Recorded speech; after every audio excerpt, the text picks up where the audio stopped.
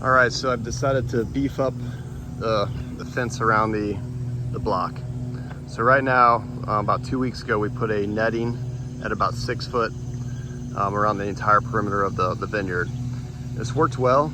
We've had, I'll say, 3 break-ins the last few weeks. I've had to patch some different areas throughout the vineyard.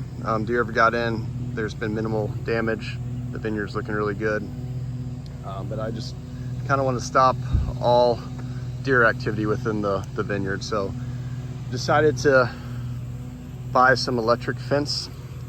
I got 5.5 foot T-post. I'm going to offset it off the vineyard about 3 to 4 foot.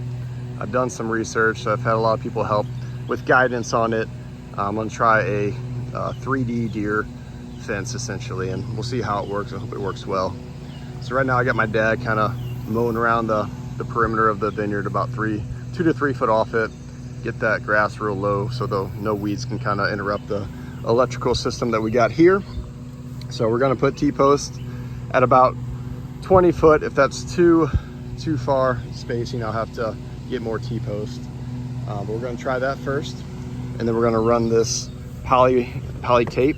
I got 1/2 inch and 1 inch, and then I got this solar powered fence energizer, and then I got the T-post and then these insulators here. So we're going to give it a try. We're going to work on it this weekend to get it installed, get it hot, and I'm going to bring some peanut butter and aluminum foil. Put some bait on the fence. Hopefully it'll encourage the deer to rub up against it and give them a good little zap. That way they will stay away from the block. Anyway, that's a quick rundown of the plan. All right, so now we're working on just putting these insulators in. We went around the perimeter of the fence.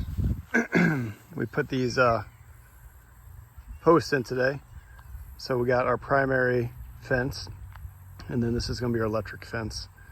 It's offset about 3 to 4 feet. And then, yeah, we're just kind of going through with the insulators right now. I'll show you quickly how you put one of these on.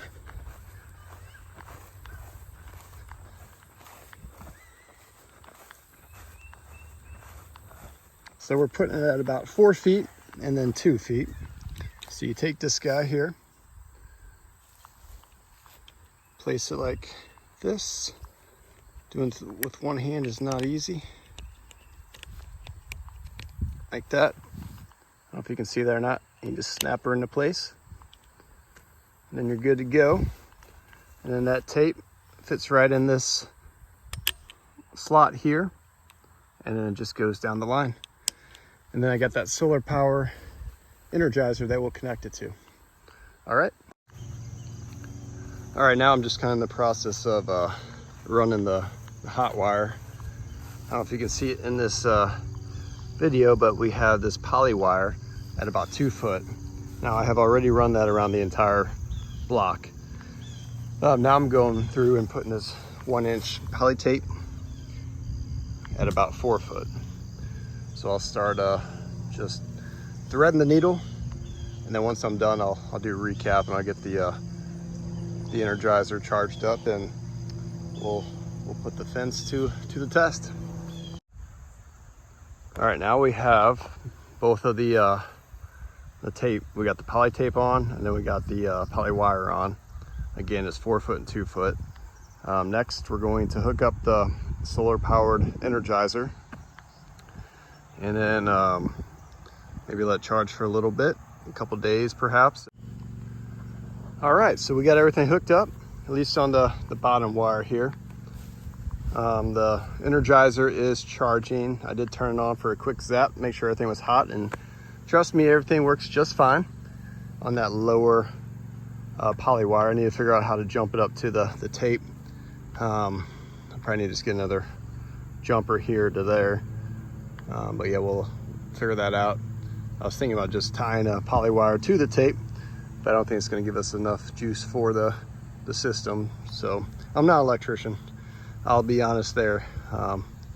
Yeah, it's working, so I'm probably bait it tonight, turn it on, and then come back tomorrow or this evening if I can find out how to jump to the two. That way we can get this full system on. But pretty happy with the result. Everything's looking pretty good. Fairly simple to install. Did this in less than a day. So yeah, it's really not that difficult. This is great because in 2 weeks we had to remove, really any time at this point, we had to remove the grow tubes. And then once we remove the grow tubes, there's no protection from the vine if the deer were to get into the block. So we got a bit of a, I guess we got 2 barriers of defense here. We got this electric fence, and then we got this 6-foot netting. And then they kind of called this like a 3D fence for the deer. Apparently it messes with the deer's depth perception. So I think we're good to go now. So I feel a little more confident in removing the grow tube.